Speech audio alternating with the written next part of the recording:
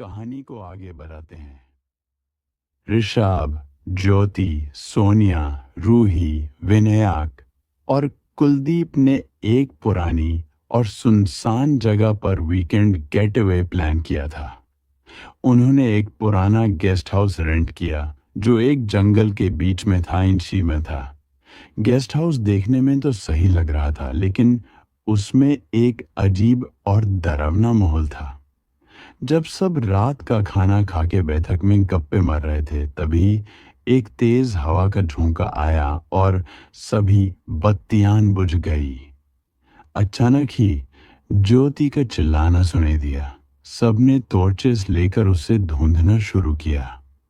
ज्योति एक रूम के कोने में बैठी कांप रही थी। जब उन्होंने उसे संभलने की कोशिश की तो उसकी आंखें अजीब सी लग रही थी, जैसे वो ज्योति ना हो। थोड़ी ही देर में ज्योति का व्यवहार बदलने लगा। वो हंसते हंसते एक अजीब से आवाज निकलने लगी। तभी उसने एक छोटी सी मरमर की, तुम सबका अंत यही होगा। पहले सबने इसे मजाक समझा, लेकिन ज्योति का रूप धीरे धीरे बदलने लगा। उसका चेहरा विचित्र और डरावना हो गया। एक एक कर सब दोस्तों पर अजीब हादसे होने लगे। रूही एक पुरानी अलमारी में बंद मिलती है जो अंदर से लॉक थी। सोनिया सीढ़ियों से गिर के बेहोश हो गई। विनायक को एक पुरानी फोटो फ्रेम के पीछे से कोई चीज खींच कर ले गई। कुलदीप और ऋषभ ने मिलकर सबको संभालने की कोशिश की, लेकिन डर का माहौल इतना गहरा था कि वो भी अलग हो गए। ज्योति के रूप में वो चुड़ैल एक एक करके सबको अपने शिकार में ले रही थी। लेकिन क्यों? क्या इस गेस्ट हाउस का कोई पुराना राज था, या ज्योति ही पहले से किसी प्राचीन शक्ति का शिकार थी? कहानी अंधेर के शिकार। ऋषभ, ज्योति, सोनिया, रूही, विनायक और कुलदीप पुराने गेस्ट हाउस के अंदर। एक रात जो सिर्फ मजा और एडवेंचर के लिए शुरू हुई थी, मौत का खेल बन गई।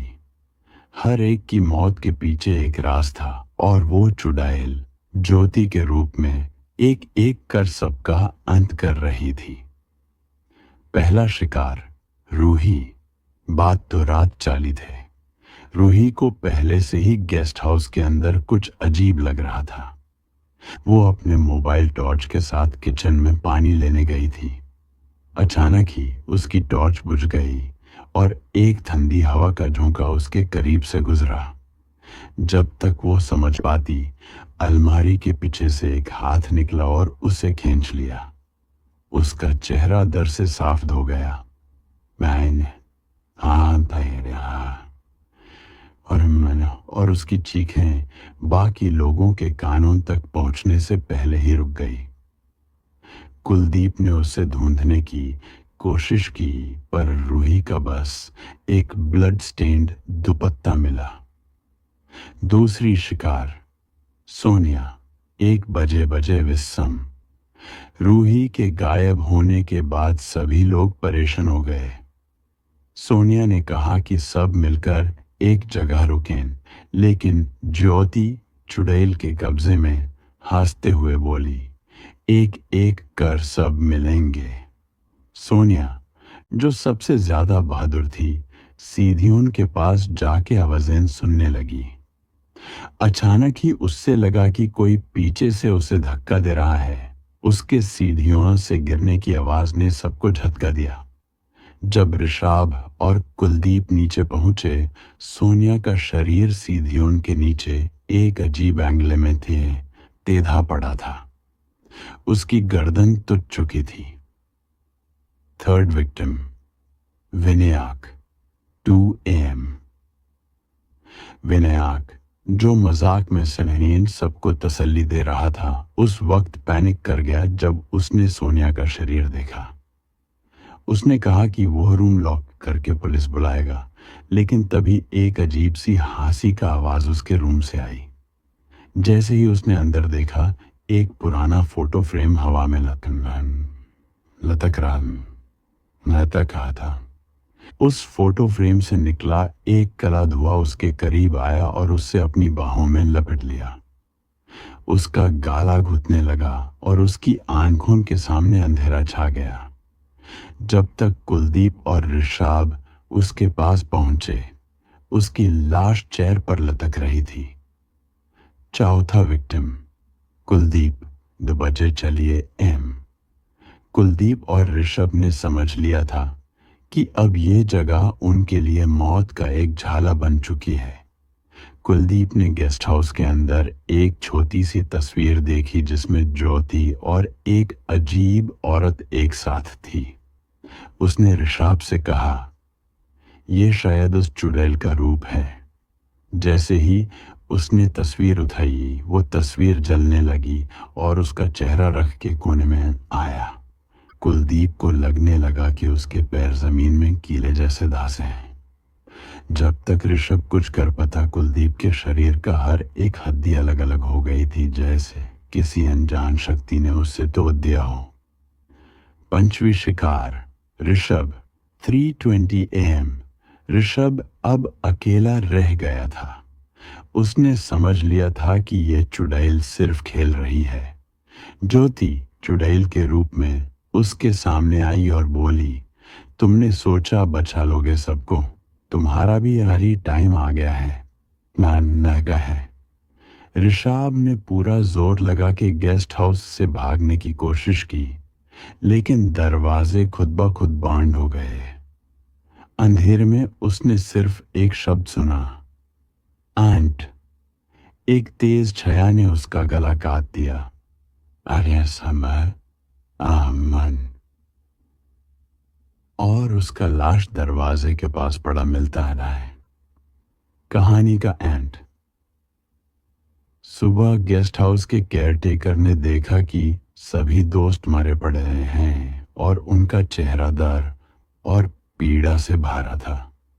गेस्ट हाउस के अंदर सिर्फ एक तस्वीर थी जिसमें अब ज्योति और उसके 5 दोस्तों के चेहरे थे, जो अब उस चुड़ैल के शिकार बन चुके थे।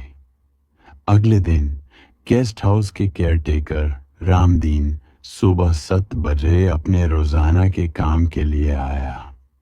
जिस गेस्ट हाउस को वो हर हफ्ते साफ करता था, उस रात कुछ अलग ही माहौल था। दरवाजा हल्का सा खुला था और अंदर एक अजीब सी ठंडी हवा थी। रामदीन को लगा कि रात के लोग गेस्ट हाउस छोड़कर चले गए होंगे, लेकिन जैसे ही उसने अंदर कदम रखा, उसके पैर एक लाल धब्बा पर पड़े। लाश उनका खौफ। गेस्ट हाउस के हॉल में पहला नजारा था सोनिया की लाश, जो सीढ़ियों के नीचे टेढ़ी मेढ़ी पड़ी थी। उसके चेहरे पर दर्द और पीड़ा के निशान थे। रामदीन का दिल जोर से धड़कने लगा। उसने आगे चल के विनायक को चेयर पर लटका हुआ देखा और उसके सामने कुलदीप का शरीर जमीन पर बिखरा हुआ था। रूही की अलमारी से एक अजीब सी गंध आ रही थी और जब उसने अलमारी खोली तो रूही का मुर्दा शरीर अंदर था। सबसे अजीब चीज थी ऋषभ, जो दरवाजे के पास पड़ा था और उसकी उंगली से एक नाम लिखा गया था, ज्योति। ज्योति का सच। रामदीन ने पूरा गेस्ट हाउस देखा, लेकिन ज्योति का कोई पता नहीं था। हर रूम के दीवारों पर खून के हाथ के निशान बन गए थे और एक मैसेज लिखा था, ये शुरुआत है, अगली रात का इंतजार करो। रामदीन ने तुरंत पुलिस को बुलाया।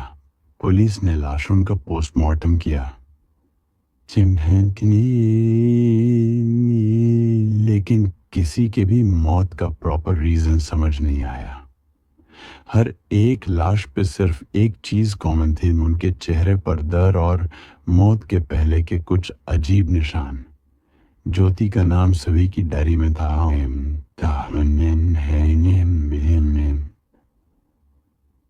लेकिन उसका कोई अता पता नहीं मिला। गेस्ट हाउस का राज।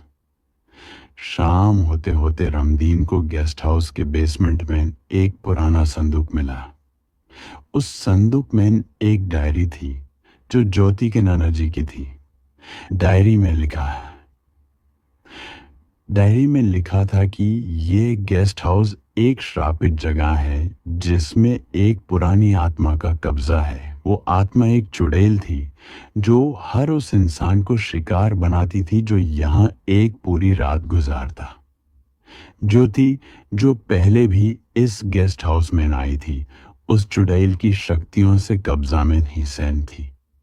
डायरी के आखिरी पन्ने पर लिखा था, जो यहाँ रात गुजारेगा उसका अंत होगा। सिर्फ एक पाक चीज इस श्राप को तोड़ सकती है। क्या आगे हुआ? रामदीन और पुलिस अब उस गेस्ट हाउस को सील करने की बात करते हैं, लेकिन हर रात एक नई कहानी शुरू होती है। क्या वो श्राप कभी खत्म होगा या वो गेस्ट हाउस हमेशा मौत का घर बना रहेगा? कहानी का आखिरी हिस्सा अंधेरों में उठी एक नई आत्मा। सुबह का अंधेरा, रात गुजर गई थी, लेकिन गेस्ट हाउस के अंदर एक अजीब सी खामोशी थी। रामदीन और पुलिस की टीम ने पूरा गेस्ट हाउस सील कर दिया था, लेकिन ही सिपाही से न रहा। लेकिन जब वो गेस्ट हाउस के अंदर फिर से गए, तब उन्होंने देखा कि सब कुछ वैसा का वैसा था, जैसे कोई चीज कभी बदली ही नहीं थी। लाशन, खून के निशान और सभी रूम्स का सफाई जैसे किसी ने कुछ नहीं छोड़ा हो। लेकिन सबसे डरावना चीज थी एक पुरानी तस्वीर जो दीवार पर लगाई गई थी। तस्वीर में ज्योति थी, लेकिन उसका चेहरा अब किसी औरत से मिलता जुलता नहीं था।